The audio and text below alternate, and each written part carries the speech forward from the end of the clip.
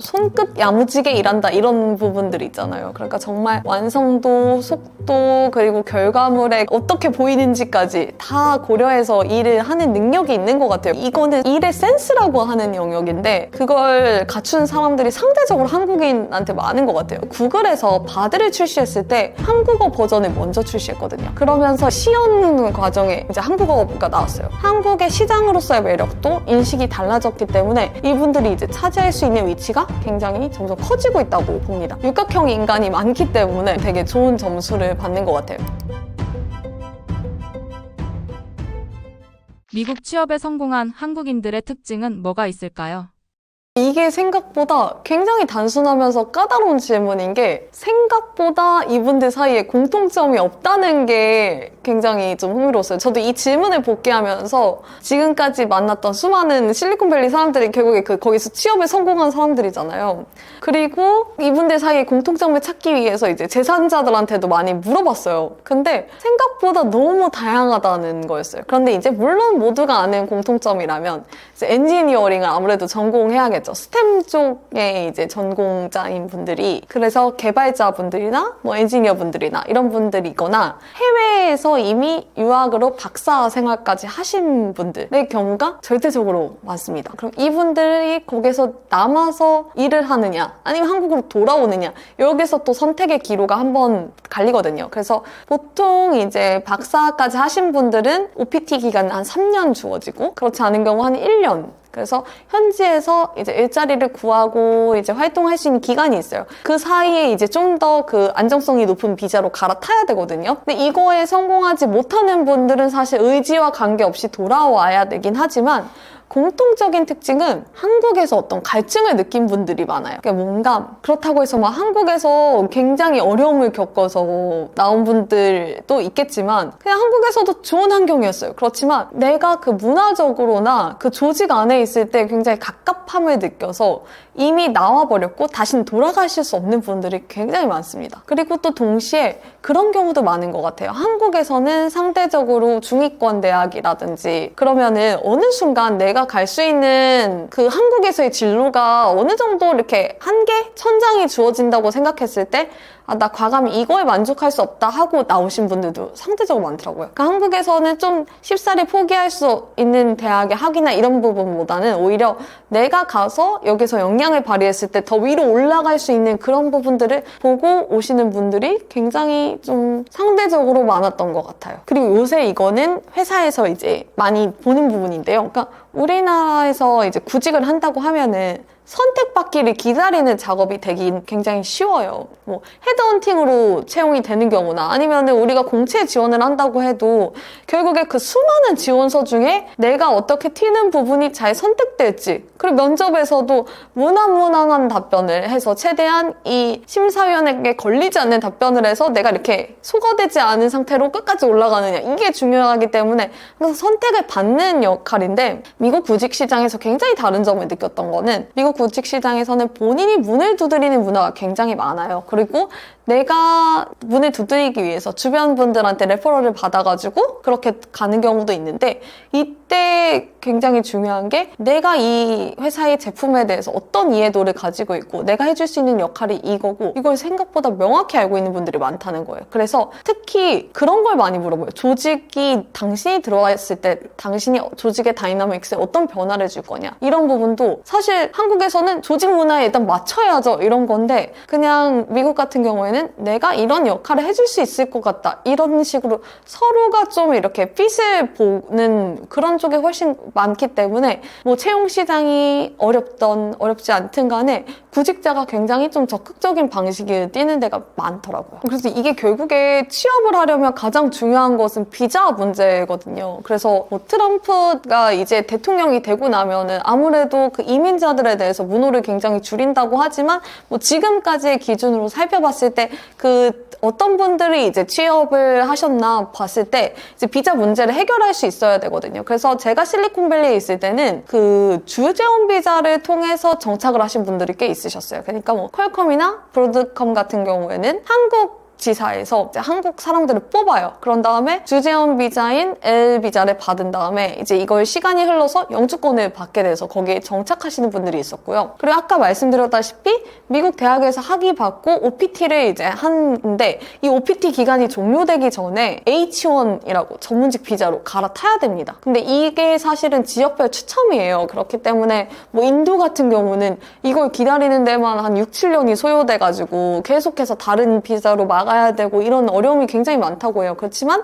상대적으로 한국은 그 지원자 수가 그렇게 많지는 않기 때문에 확률이 높지만 여기도 떨어지는 사람들이 많다고 합니다. 그래도 영 희망이 없는 건 아닌 게 H1 비자가 그 기간 안에 떨어졌다고 해도 그 회사에서 만약에 타 지역으로 주재원 비자를 다시 해주고 다시 돌아와서 이제 기간을 다시 맞추고 이런 경우도 있긴 해요. 근데 이렇게 하는 게 너무 좀 시간과 추첨의 운에 기대해야 된다. 이런 게 두려운 분들이라면 또 이런 경우도 있습니다. 그 별도로 대학원을 졸업한 경우 그리고 대학원 이상, 뭐 석사, 박사를 했을 때 미국의 국익에 도움이 되는 인재다 이렇게 하는 게 있어요. National Interest Waiver라고 하는데 NIW라고 하는데 이거 같은 경우는 본인이 회사의 도움 없이도 신청을 직접 해서 영주권을 받을 수 있거든요. 그래서 통상적으로 뭐 1년 가까운 기간 동안 이렇게 지원 프로세스를 거쳐서 하시는 경우도 있고요. 또 뭐 예술가나 과학 그리고 사업 이런 데서 두각을 드러내가지고 저희가 봤던 어떤 스타트업 대표님과 그 C레벨 분들도 그 특기자 비자라고 해서 O1, Extraordinary의 그 O거든요. 그래서 그 O1 비자를 받아서 오시는 경우도 있고요. 그래서 결국에 방법은 있다고 생각해요. 꼭 스템 전공자가 아니더라도 하더라도 그래서 뭐 유튜브도 보면은 무슨 건축공학과 출신이 뭐 NIW를 받게 된 사연 뭐 이런 식으로 굉장히 사례는 많아요. 그래서 저마다 의지만 있다면 그 맞는 비자를 찾아서 공략하는 게 굉장히 중요할 것 같아요. 그렇지만 이제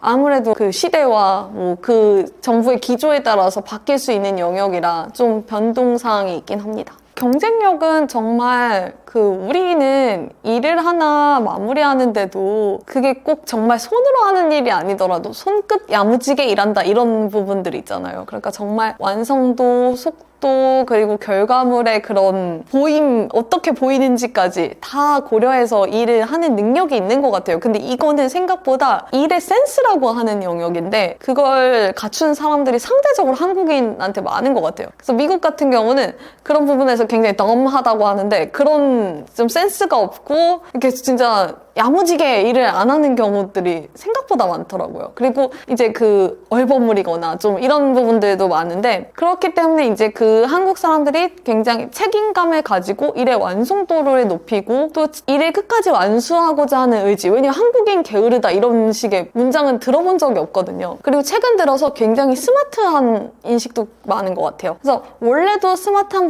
분들이 많았고 하는데 이제 좀 재밌는 게 한국이 주요 시장이 되고 있어요. 아직까지는 물론 인도나 중국에 비해서는 작은 시장이죠. 그런데 제가 큰 변화를 느낀 게 예전에 VM웨어에서 하는 그런 컨퍼런스에 갔을 때였는데 그때 생각보다 너무 놀란 게 인도 기자들은 인도 시장에 대해서 굉장히 국지적인 질문을 하는 거예요. 인도의 어느 회사랑 협업하는 거 어떻게 진행되고 있냐 이런 거 있잖아요. 전 세계 취재진들이 있는 가운데서 그러면은 우리나라에서 만약에 그런 질문을 했다면 그 뭐 아시아 태평양 총괄이라고 하는 그런 담당자들도 굉장히 얼버무려요. 그러니까 좀 뭐 한국은 역동적인 나라고 뭐 한국에선 삼성, LG 같은 대기업들과 협업하고 있습니다. 그럼 너무 얼버무린 답변이잖아요. 그런데 요새 들어서 점점 그런 답변들이 구체화되기 시작했고요. 그리고 달라지는 게 예전에 구글에서 바드를 출시했을 때 한국어 버전을 먼저 출시했거든요. 그러면서 이제 시연 과정에 이제 한국어가 나왔어요. 그리고 이번에도 제가 흥미롭게 봤던 게 그 오픈AI에서 이제 그 12days of OpenAI를 했을 때 그 O1이라는 서비스를 공개할 때 이게 막 엉망인 한국어를 가지고 이걸 바로 잡아주는 거예요.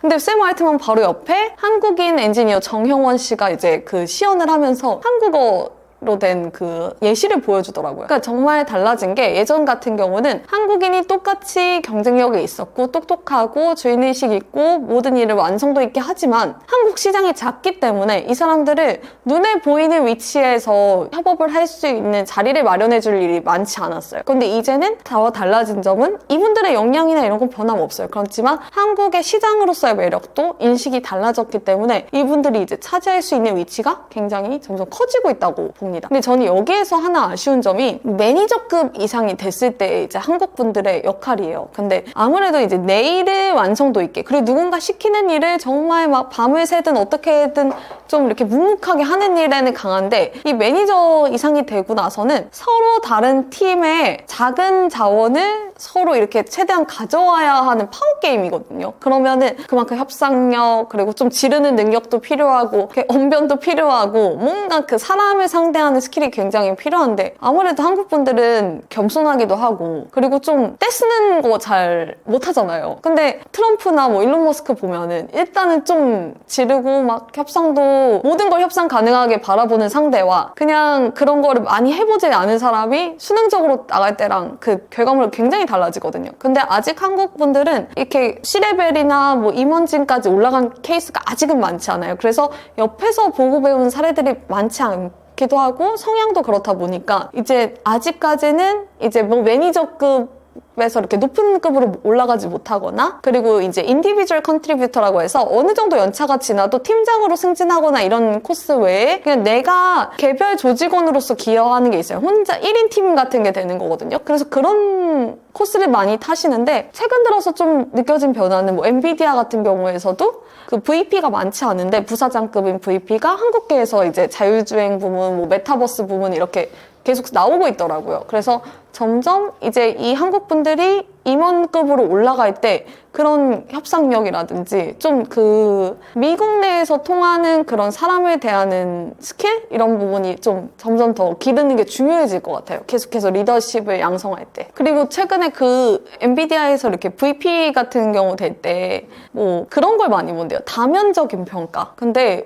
한국 사람들은 육각형 인간이 많기 때문에 그런 부분에서 오히려 좀 되게 좋은 점수를 받는 것 같아요. 그러니까 점점 리더십의 위층으로 올라갈수록 그 미국 사람들 사실 뾰족해도 괜찮거든요. 그런데 이제 리더로 아우르는 거는 점점 그런 영역이 중요한데, 한국 사람들은 이렇게 대체로 모나지 않고 모든 부분에서 이렇게 좀 어느 정도 그 고루 통합적 인재들이 상대적으로 많잖아요. 그래서 그런 육각형 인재를 선호하는데 그 부분에 한국인들의 핏이 좀 많이 맞는다고 요새 들어서 그런 이야기들을 많이 듣고 있습니다. 미국 취업에 성공하고도 금방 짐 싸서 돌아오는 이유는 뭘까요? 이게 결국에 개인의 목표치에 따라서 달라지는 것 같아요. 그러니까 초반의 어려움을 어느 정도 이렇게 버티기를 할 수 있느냐 아니냐인데, 사실 지금 미국에서 인도가 거의 CEO 수출국이 됐잖아요. 그래서 뭐 구글, VM웨어, MS, 그리고 어도비 등 정말 주요 기업의 모두가 인도계 CEO로 포진이 돼 있고요. 그렇다 보니까 당연히 그 밑에 뭐 CEO랑 협업하는 사장급, VP급, 그냥 키노트 같은 데 가보면 다 인도계인 경우가 진짜 많아요. 근데 이게 언제부터 저는 이렇게 촉발됐다고 생각하냐면요. 한 2006년에서 10년 사이에 중국에서 인재들을 본국으로 귀환하는 프로젝트를 했었어요. 그래서 정말 우리 우수한 분을 뺏기지 말자 해서 인재들을 다 미국 유학 간 인재들 어떻게든 해서 데려왔거든요. 근데 사실 그때 중국인 인재분들이 거의 중간 관리자급으로 올라가는 경우가 많았대요. 근데 그 사람들이 다 돌아오니까 그 자리에 인도 분들이 이걸 대체를 하면서 그로부터 한 10년에서 20년 가까이 지나가니까 이분들이 다 CEO급이 되고 C레벨이 돼서 정말 인도계가 강력한 영향력을 펼칠 수 있는 거거든요. 그런데 실리콘밸리에 있을 때 그런 이야기를 되게 많이 들었어요. 한국 사람들은 너무 빨리 떠난다. 그래서 이게 너무 아쉽다. 이런 얘기를 많이 들었는데, 주로 주니어 연차에서, 그러니까 그 맛 좀 더 올라가 보지 않고 그냥 한국에서 어느 정도 러브콜이 왔을 때 이렇게 다시 짐을 싸서 떠나는 경우가 많은 거예요. 근데 그 짐을 싸서 떠난다는 거는 이제 물론 뭐 실리콘밸리 물가가 너무 높고 살기 힘들어서 이런 경우도 있겠지만, 이제 내가 여기에서 올라갈 수 있는 상한선이 어느 정도 정해져 있다고 보는 거예요. 그렇다 보니까 여기선 계속 이방인일 테고, 그럼 다시 한국으로 돌아가서 조금 더 높은 자리에 있는 게 좋겠다 해서 뭐 이제 어느 정도 업력을 가진 분들이 삼성의 이제 상무나 뭐 이런 임원급들로 러브콜을 받는다든가, 그리고 2021년 즈음에 굉장히 스타트업들이 투자를 많이 받다 보니까 빅테크에서 한 3년에서 5년, 뭐 7년 일하신 그런 엔지니어 분들을 다 뭐 CPO, CTO 뭐 이렇게 다 C레벨급으로 모셔오는 거예요. 그때쯤에 이제 돈이 많다 보니까 그러면서 그때 또 짐 싸서 돌아오신 분들이 많습니다. 그런데 사실 뭐 실리콘밸리 살기 어렵긴 해요. 왜냐하면 물가가 너무 높고요. 그래서 처음에 뭐 엔지니어로 시작하면은 잘하면 뭐 한 17만 불에서 19만 불 받고 그렇지 않은 경우 한 12만 불에서 13만 불 이렇게 처음 연봉을 받고 시작한다고 할 때 이게 우리 돈으로는 2억에 가까운 금액이지만 사실 그 1인, 그러니까 하나의 침실이 있는 그 집을 구하려고 할 때, 아파트를 구하려고 할 때 그냥 월 3,000불 넘는 게 허다하고요. 그리고 각종 보험료, 세금 떼고 나면은 저축할 수 있는 돈이 많이 없다 보니까 뭐 이렇게 정말 대단한 회사에 취업했다. 그래도 처음에는 다 하우스메이트 구해서 대학생처럼 사는 게 비슷합니다. 그렇다고 뭐 사실 물가 때문에 돌아오느냐. 사실 그거는 굉장히 소수의 사례라고 생각하거든요. 왜냐하면 결국 연봉은 점점 오르기 마련이고 미국 사회에서 신용도가 굉장히 중요해요. 이 크레딧이 쌓이면 내가 쓸 수 있는 카드의 한도가 달라지고 대출을 받을 수 있는 여지가 달라지고 근데 점점 그 일을 오래 할수록 크레딧이 또 쌓이기 마련이고 미국은 사실 빚으로 굴러가는 나라라고도 할 수 있는데 그런 대출을 받아서 또 뭐 집도 사고 하면서 점점 이렇게 정착의 라이프를 가는 거거든요. 그래서 과연 사람들이 돌아올 때 물가 때문에 버티지 못하느냐? 그거는 오히려 아닌 것 같고요. 내가 생각했을 때 내가 갈 수 있는 한계치가 여기까지다라는 거를 정해놓기 때문에 그냥 중간에 어느 정도 이제 이 포지션이 됐을 때 흐름을 봐서 좀 타협을 하시는 경우가 많은 것 같아요. 한국에서 이만한 조건이 왔는데 과연 내가 여기 남아서 계속 이걸 할 정도의 메리트가 있을까? 그걸 두고 결정하시는 것 같아요. 그리고 생각보다 인종차별은 거의 실리콘밸리에서는 경험하기가 어려운 것 같아요. 물론 정말 부촌에 들어갔을 때 인도계, 중국계, 뭐 한국계, 일본계 이런 사람들만 보다가 진짜 부촌에 들어갔을 때 백인들만으로 이뤄진 동네를 보면 정말 좀 충격을 받긴 했거든요. 마치 우리가 산업화 시대에 그 노동자들은 이제 다 여기에 모여 살고 있는데 정말 그 공장 주인들은 실제로 다른 곳에 있고 막 그런 느낌처럼 좀 분리돼 있고 그렇긴 한데 그냥 일단 이게 중요한 것 같아요. 내가 거리를 다녔을 때 나의 존재로 인해서 돌아보는 사람이 있다 없다. 근데 그런 분들이 진짜 없고요. 오히려 아시아계가 멕시코계보다도 많다고 느껴질 때도 있어요. 그렇기 때문에 아시아계라는 이유로 뭐 차별을 느낀다거나 그런 부분들은 정말 없는 것 같아요. 근데 이거는 정말 실리콘밸리를 포함한 캘리포니아주의 굉장히 예외적인 상황인 것 같아요. 그래서 일단은 실리콘밸리나 캘리포니아나 다양성 굉장히 중시하고 정치적으로도 진보적이고 하다 보니까 그 혹시라도 차별적인 감정을 갖고 있더라도 그걸 내색하는 것 자체가 굉장히 이제 좀 교양 없는 일이거든요. 그렇기 때문에 이런 인식이 있기 때문에 인종차별을 그렇게 눈에 띄게 느낄 일은 적다. 물론 그럼에도 일부 소수 굉장히 부유한 이들은 따로 이렇게 그들만의 세계가 있다. 이런 정도로 가름하면 될 것 같습니다. 미국에 적응한 사람들은 어떻게 적응했을까요? 많은 분들이 얘기하시기를 우리나라 퇴사의 고비가 3년, 6년, 9년마다 있는 것처럼 미국 생활도 좀 그런 점점 좋아지는 시기가 3년, 6년, 9년마다 있다고 해요.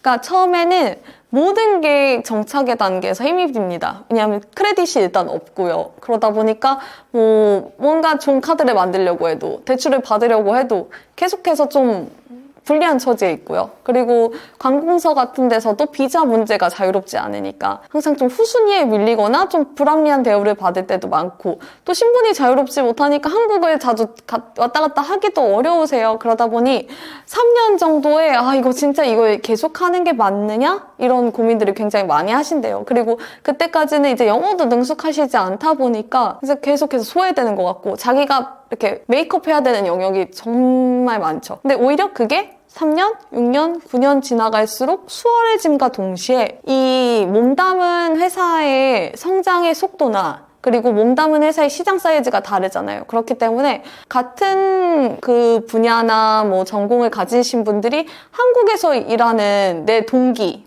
그리고 예전에 연구실 동료랑 비교했을 때 자기가 느끼는 그 성장의 체감 속도가 너무 다른 거예요. 그렇기 때문에 점차 이제 3년, 6년, 9년 지나갈수록 이곳에서의 삶을 좀 더 만족스러워 하시면서 정착하시는 분들이 많은 것 같아요. 그래서 많은 분들이 삼성에서 사실 임원으로 불러도 좀 고민을 해봐야 된다. 이렇게 좀 입장이 바뀌어지는 경우가 이제 그때쯤 벌어지는 것 같아요. 모르고 가면 당황할 만한 미국 취업 시장, 미국 문화가 있나요?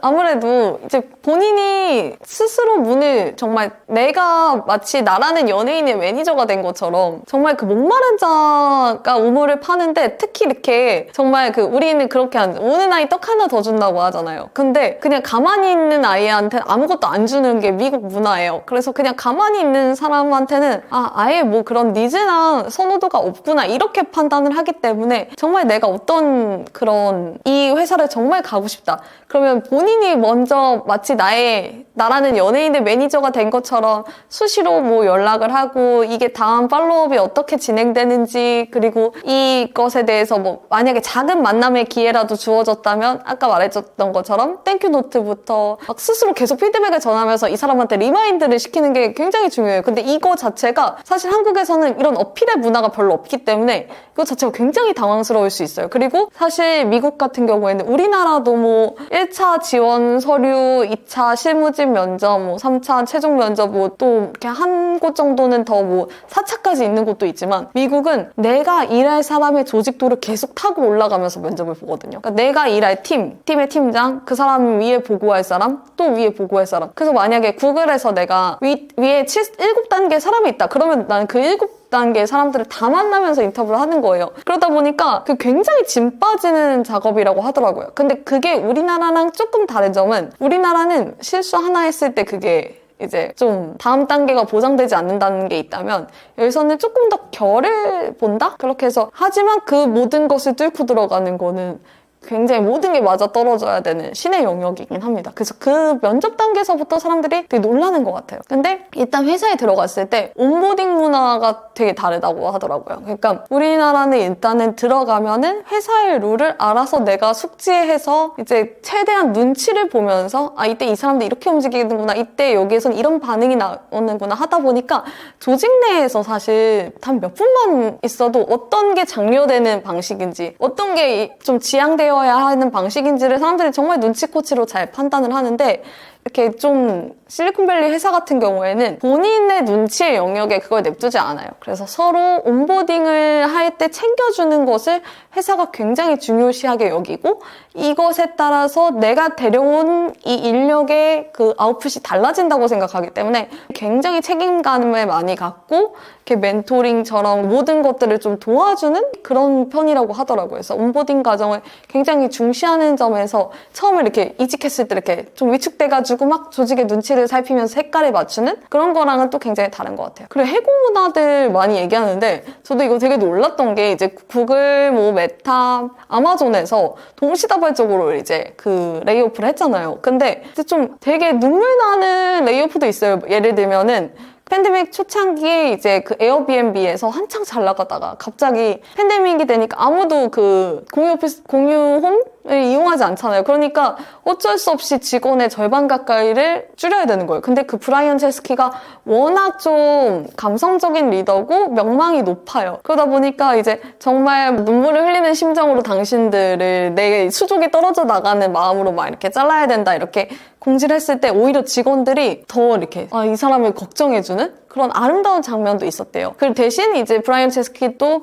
그 직원들한테 이렇게 세브란스 페이라고 하죠. 그 퇴직했을 때 주는 월급과 이 패키지를 그런 것도 잘 해준 편이었는데 구글에서 이번에 그 대량 해고 때 딱 그 한 직원분이 받은 메일이 We no longer have a job for you at Google 이렇게 그냥 한 문장으로 그 오랫동안 일한 사람한테 그냥 해고됐다는 거를 표현했다고 하더라고요. 그리고 가장 놀라는 게 이제 그 구글이나 이런 곳에서 해고가 이뤄진 날 도착해서 그 사옥 앞에서 자신의 그 아이디 카드를 찍어보는 풍경이었어요. 나 찍히나 안 찍히나. 왜냐면은 바로 그냥 그 해고와 동시에 모든 시스템에서 차단이 되고 노트북 반납이고 이러거든요. 그러니까 노트북으로 이미 이제 내부 시스템에 접속이 안 되니까 이건 되나 이렇게 찍어보는 거예요. 그래서 정말 하루아침에 좀 이렇게 자칫 비정하게 보일 수 있는 그런 해고 문화는 굉장히 좀 충격적으로 다가오더라고요. 그래서 이게 자기를 계속해서 증명해야 된다는 그런 좀 압박감, 강박을 가지고 있는 한국인들한테는 굉장히 불안할 수 있는 문화 같아요. 특히 이제 조금 외부의 인정, 너 이거 참 잘하는 것 같아 라는 걸로 이제 동기부여를 찾는 분들이 있다면 굉장히 스스로 계속해서 내가 동기부여를 찾아서 내 할 일을 찾고 그걸 성과를 보여주고 이렇게 하는 단계를 거쳐야 되니까 한국에서 일하던 분들은 좀 새로운 문법에 적응을 해야 되는 부분이 있어요. 미국의 워라벨이 한국과 다른 점은 어떤 게 있나요? 그 회사 구성원들의 그 자유도라든가 자율성을 굉장히 중요하는 문화가 있어요. 그래서 이 워라밸도 많이들 물어보시는데 사실 그냥 일할 때 일할 수 있고 일하고 싶을 때 일하고 그냥 내가 꼭 필수적인 그 가정에서의 생활을 지켜야 할 때 그냥 그 지키는 게 이 사람들한테는 그냥 워라밸이라고 하는데 그래서 사실 워크앤라이프 밸런스보다는 그냥 얼마나 내가 가족들과 퀄리티 타임을 보낼 수 있느냐 이걸 중요시하더라고요. 그래서 육아 같은 경우도 우리나라는 이렇잖아요. 이제 출근해서부터 퇴근하는 시간까지는 내가 부모라는 사실이 노출되면 안 돼요. 그래서 다들 그냥 최대한 그 육아는 이제 좀 그러니까 약간 주말이나 밤늦게 하는 거지 이렇게 평소에 내가 육아를 하는 부모라는 거를 티낼 수 있는 기회가 없는데 그냥 여기서 정말 놀랐던 게 이렇게 임원급들부터 그렇지 않은 뭐 주니어 매니저 이런 분들까지 그냥 아이 등하원 시간을 미팅 시간에서 블록해놔도 그걸 아무도 문제 삼지 않는 거예요. 그래서 그거를 가장 우선시해주고